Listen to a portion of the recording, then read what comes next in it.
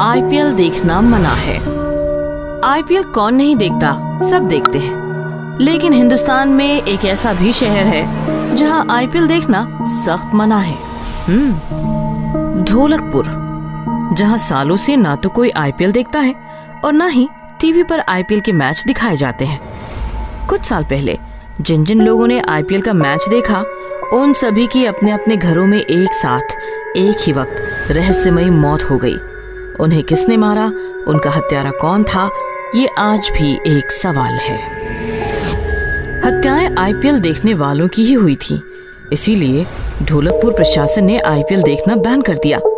आज ढोलकपुर में कोई भी किसी भी माध्यम से आईपीएल नहीं देख सकता। रमन ढोलकपुर की आईटी कंपनी में नया नया ज्वाइन हुआ था। दिन भर जॉब करता था और छुट्टी के दिन ढोलकपुर की गलियों में क्रिकेट खेलता था। इंडिया में आईपीएल अनाउंस हो गए और रमन आईपीएल को लेकर काफी एक्साइटेड हो गया। रमन को नहीं पता था कि ढोलकपुर में आईपीएल नहीं देखा जाता। किशोर, क्या प्लान है? वही अपना रोज का, ऑफिस के बाद घर, 2 पैग लगाकर सीधा बिस्तर। आईपीएल नहीं देखोगे? मैं हाफ डे लेने की सोच रहा हूँ, तो भी चल, आईपीएल एंजॉय करेंगे। रमन की बात सुनकर किशोर डर गया। भाई, तू दिल्ली से आया है, तुम्हें नहीं पता ढोलकपुर में जिसने भी आईपीएल देखा है ना, वो जिंदा नहीं बचा। बॉस तो आईपीएल सुनते ही नौकरी से निकाल देंगे। हाफ डे देना तो दूर की बात है। ये सुनकर रमन हंसने लगा। क्या बक रहा है यार, आईपीएल देखने से भला कोई कैसे मर सकता है? मुझे नहीं पता, लेकिन ढोलकपुर में ना तो टीवी पर आईपीएल दिखाते हैं और ना ही इंटरनेट पर। 100% बैन है। डोंट वरी, मैं ऑनलाइन जुगाड़ जानता हूँ, ब्लैक में देखेंगे यार। तू जा मर, तेरी मर्जी, मुझे मत घसीट। इतना भी क्यों डरते हो यार? तुम्हें पता है हत्यारा कौन था? किसी को नहीं पता। लोगों का मानना है वो कोई भूत था। जिंदा था तब क्रिकेट एडिक्ट था। आईपीएल देखने के लिए बॉस से छुट्टी मांगी, बॉस ने मना कर दिया तो ऑफिस में ही लटक कर मर गया। बाद में भूत बनकर आईपीएल देखने वाले किसी को नहीं छोड़ा उसने। अब पुलिस तो भूत को पकड़ नहीं सकती, इसलिए आईपीएल बैन। ये सुनकर रमन कुछ नहीं बोला, लेकिन दोपहर में पेट दर्द का कारण देकर छुट्टी लेकर फ्लैट पर चला आया। कोई देखे या ना देखे, मैं तो हर साल देखता हूँ, आज भी देखूंगा। हेलो गंजू, तेरा आईडी पासवर्ड भेज दे, ओटीटी पर आईपीएल देखना है। अरे नहीं यार, यहाँ आईपीएल बैन है, वो बाद में बताऊंगा। प्लीज आईडी पासवर्ड जल्दी भेजना, मुझे उस पर टेक जुगाड़ भी करने हैं। शाम हो गई। रमन आईडी पासवर्ड से ऑनलाइन जुगाड़ करके आईपीएल शुरू करने की कोशिश कर रहा था। यस, हो गया। पूरे ढोलकपुर में बस मैं ही वो अकेला खुशनसीब हूँ जो आईपीएल देख सकता है। Proud of me. फिर मोबाइल सोफे पर रखकर रमन बाथरूम में गया और थोड़ी देर बाद बाथरूम का बंद दरवाजा चीरकर कोई बाहर आया। वो था रमन का भयानक भूत। मुझे आईपीएल के लिए छुट्टी नहीं मिली थी ना। मरने के बाद मैंने सबका आईपीएल देखना बंद कर दिया। मैं नहीं देख सका तो और कोई भला कैसे देख सकता है? रमन का भूत बाहर निकला और शहर की हर सड़क, हर गली सूंघता हुआ, घरों के दरवाजों से, खिड़कियों से झांकता हुआ शहर में घूमने लगा। आईपीएल वाले भूत के डर से शहर का कोई भी आईपीएल तो देख ही नहीं रहा था, लेकिन घर से भी बाहर नहीं निकल रहा था। सारी सड़कें, गलियां और लगभग पूरा शहर सुनसान पड़ा था और उन्हीं सुनसान सड़कों पर रमन का खौफनाक भूत घूम रहा था। अच्छा है, सबकी फटी पड़ी है।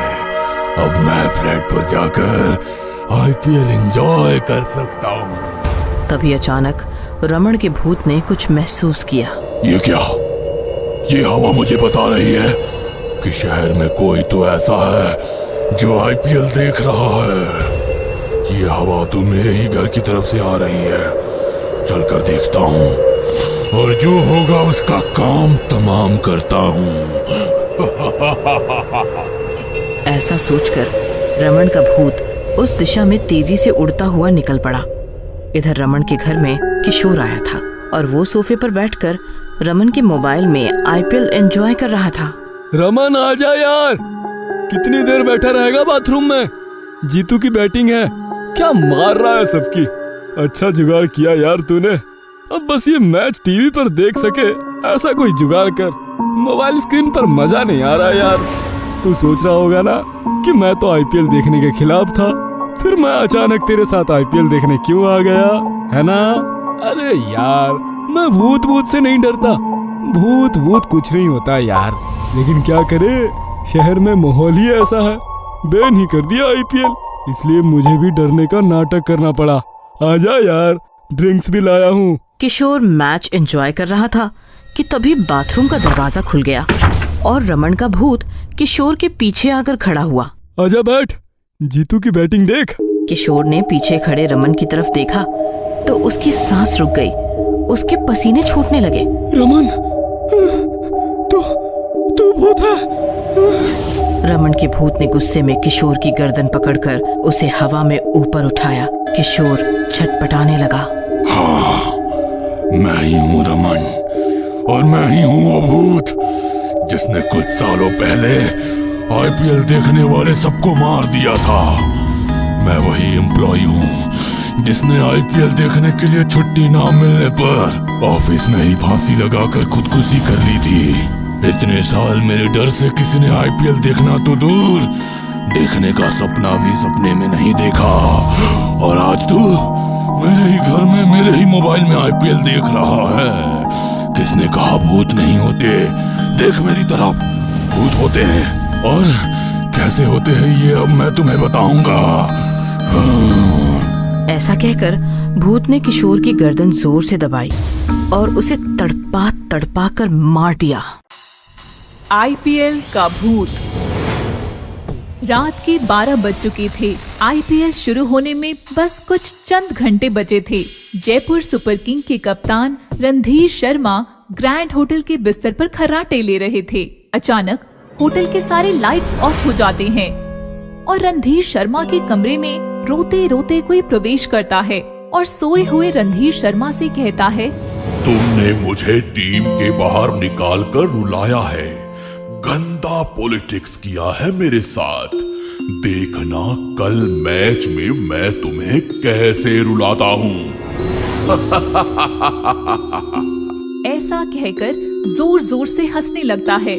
उसकी हंसी से सारा होटल थरथराने लगता है। शर्मा आंख खोलता है और सामने देखता है तो उसकी आंखें फटी की फटी रह जाती हैं। बचाओ बचाओ बचाओ, कोई है वहाँ पे। लाइट आ जाती है।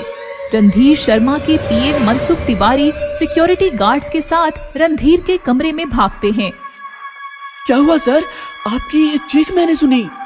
मनसुख, वो वापस आया है, वो मुझे नहीं छोड़ेगा। मनसुख, वो आया है। कौन सर? किसकी बात कर रहे हैं आप? राकेश। वो तो मर चुका है। सो जाइए आप, कल मैच है, मैं डॉक्टर को बुलाऊंगा आपके लिए। मैं कल मैदान में नहीं उतरूंगा, मैच कैंसिल कर दो। मनसुख, मैच कैंसिल कर दो। सर, करोड़ों का नुकसान हो जाएगा, आपका करियर खत्म हो जाएगा। सो जाइए सर आप, डोंट वरी, मैं रुकता हूँ यहाँ, आप आराम से सो जाइए। रणधीर शर्मा सोने का प्रयास तो करता है पर राकेश के ख्याल से उसकी नींद उड़ जाती है। दरअसल राकेश एक बहुत अच्छा प्लेयर था। इंडिया को वर्ल्ड कप दिलाने की क्षमता रखता था। जब वह खेलता था तो दर्शकों की सांसें रुक जाती थी, मानो कि राकेश दूसरा सचिन ही था। पर यह सब टीम के कैप्टन रणधीर को बर्दाश्त नहीं हुआ। राकेश की तेज रफ्तार देखकर रणधीर को अपनी पोजीशन की फिक्र होने लगी और उसने अपनी पहुंच और पॉलिटिक्स का उपयोग करके राकेश को टीम के बाहर कर दिया। इस तरह राकेश के करियर को कुछ ऐसा ब्रेक लगा कि फ्रस्ट्रेट होकर उसने आत्महत्या कर ली। सुबह होती है, मैच शुरू हो जाता है। दर्शकों से स्टेडियम खचाखच भर जाता है। पूरा इंडिया टीवी के सामने सांसें रोक कर बैठ जाता है और रणधीर मैदान में उतरता है। तभी रणधीर की नजर ऑपोजिट टीम के एक लड़के पर पड़ती है। उसे देखकर रणधीर सोच में पड़ जाता है। वही नजर, वही तेवर, कौन है ये? रणधीर ऑपोजिट टीम के कप्तान से पूछता है, ओए शर्मन, ये बंदा कौन है यार? पहले कभी नहीं देखा।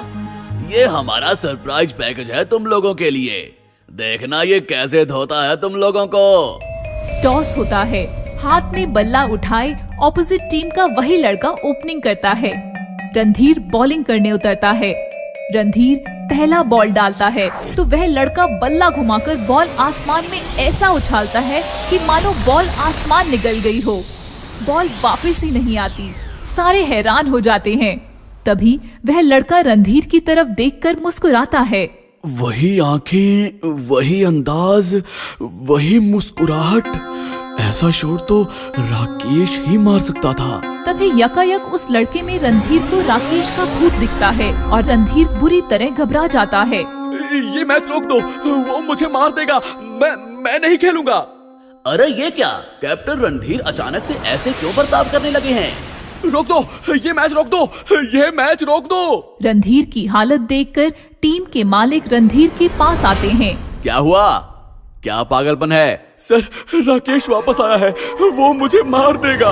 और मैं हार गया तो मैं तुम्हें मार दूंगा। जानता है करोड़ों रुपए इन्वेस्ट किए हैं मैंने। तेरे कहने पर मैंने राकेश को हटा दिया था। वो होता तो कम से कम ये दिन तो ना देखना पड़ता। पागल हो गए हो क्या तुम? राकेश का भूत रणधीर के पास आता है और मुस्कुराता है।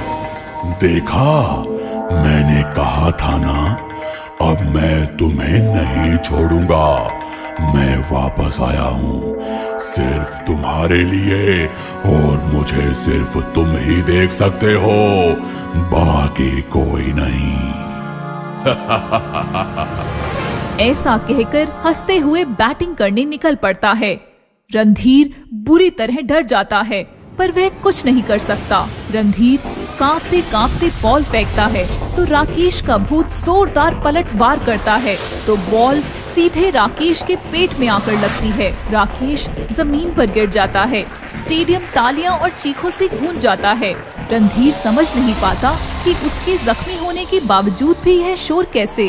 तभी उसके पास राकेश आता है और कहता है, हैरान हो गए ना, पर तुम्हें अब कोई नहीं देख सकेगा, और मुझे भी, क्योंकि तुम तो यहाँ हो ही नहीं। वो देखो, तुम तो वहाँ मैच खेल रहे हो।